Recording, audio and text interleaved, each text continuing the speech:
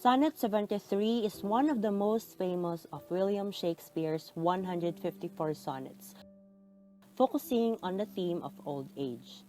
Each of the three quatrains contains a metaphor: autumn, the passing of a day, and the dying out of a fire. Each metaphor proposes a way the young man may see the poet now that he is old. Sonnet 73 is an English or Shakespearean sonnet. The English sonnet has three quatrains followed by a final rhyming couplet. It follows the rhyme scheme of the English sonnet form AB AB, CD CD, EF EF, GG, and it is composed in iambic pentameter. The sonnet addresses the fair youth who is the unnamed young man addressed by the devoted poet in the greatest sequence of the sonnets 1 to 126. The young man is handsome, self-centered, universally admired, and much sought after. The poem begins by comparing the aging speaker to late autumn, a time of year when the tree's vibrant green leaves have changed to yellow and then begin to fall. The speaker is compared to a nearly bare tree branch, shivering and cold. The second metaphor then compares the speaker's current time of life to twilight, focuses on how the coming of night is a metaphor for the speaker's approaching death. Night is called death's second self. As sleep temporarily seals the eyes that death will one day close forever. This suggests that the speaker's light, his vitality, attractiveness, wit, has peaked and he is now past his prime. The third description of a dying fire shows that no person or element can sustain itself indefinitely.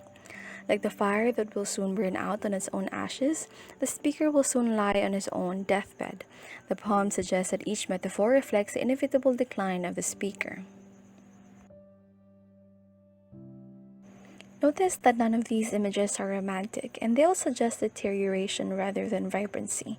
The metaphor the speaker uses reveal that he is well past his prime, with less to offer to his beloved than perhaps he once had before. Yet the poet's final couplet suggests that the poet's lover cherishes the speaker, not in spite of these visible signs of old age, but because of them. The addressee sees the speaker as aging and knows that the process cannot be reversed. Since death is inevitable, the addressee must eventually leave the speaker, a line that also implies that the lover is significantly younger than the speaker and has more time left. However, accepting the speaker's approaching death makes the addressee's love for the speaker more strong. In other words, none of these signs of aging matter when genuine love is involved, and that love is made all the more precious by its inevitable loss.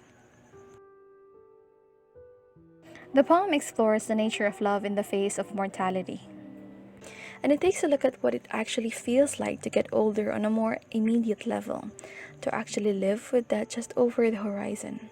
This is the reality of our grandparents, lolo and lola at home, and even to our loved ones and friends who are terminally ill, and even now those with severe COVID-19 in hospitals.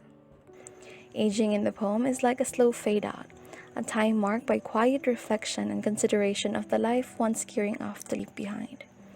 This shows that the limits of human life, our lives, actually make living more meaningful. It shows that moving towards a definite ending can create the kind of intense feeling that gives life meaning. Knowing that all will eventually fade, we cherish more the time we have with our loved ones, the time and opportunity we have to achieve our dreams, and the limited time we have to indulge ourselves and do the things that makes us happy. Thank you very much and have a great day.